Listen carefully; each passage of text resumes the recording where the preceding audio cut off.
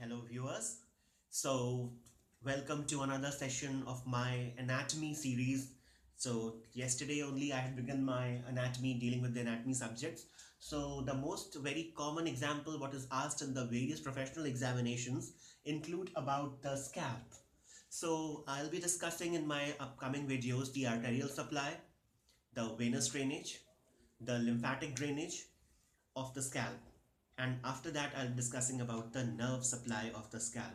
So viewers, while talking of the arterial supply of the scalp, so the entire scalp is the tissue covering the soft tissue which is covering the from the forehead, and it extends up till the occiput region. So this region of the head, it is known as the occiput region. So this is the scalp region of the body. So here I have made a symbolic diagram. So the scalp is extending from the hairline.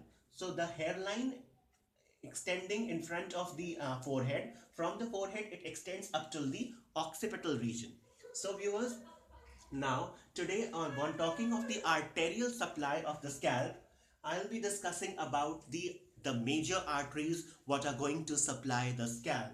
So the entire arterial supply of the scalp can be divided into two broad segments, that is the arteries what are going to lie in front of the ear and those lying behind the ear.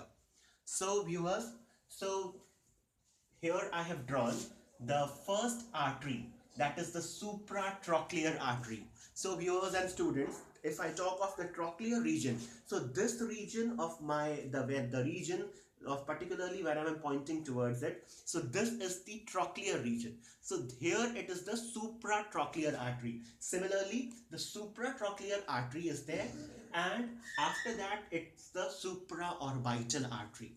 So the supratrochlear and the supraorbital artery, and after that this is the temporal region of the face. So the artery what is supplying in the scalp in the temporal region, that is, it is known as the superficial temporal artery. So these are the three arteries what are going to lie in front of the ear. So one thing more I would like to specify, it's very important to write and mention in the exams, is that the supratrochlear artery and the supraorbital artery, they are the branches of the ophthalmic artery. So the supratrochlear and the supraorbital, which are the branches of the ophthalmic artery, they are the branch of the internal carotid artery. Whereas the superficial temporal artery, it is the branch of the external carotid artery. So now moving on to the arterial supply, that is behind the ear. So behind the ear we are going to have the posterior auricular artery. So this is the posterior auricular artery because it is just lying posterior to the auricle or the external ear or the pinna. So since it is lying behind the auricle, that is the external ear, that is known as the posterior auricular artery. And the next comes the occipital artery. So this is the occiput region of the human body. So here it is the occipital artery which is supplying the scalp.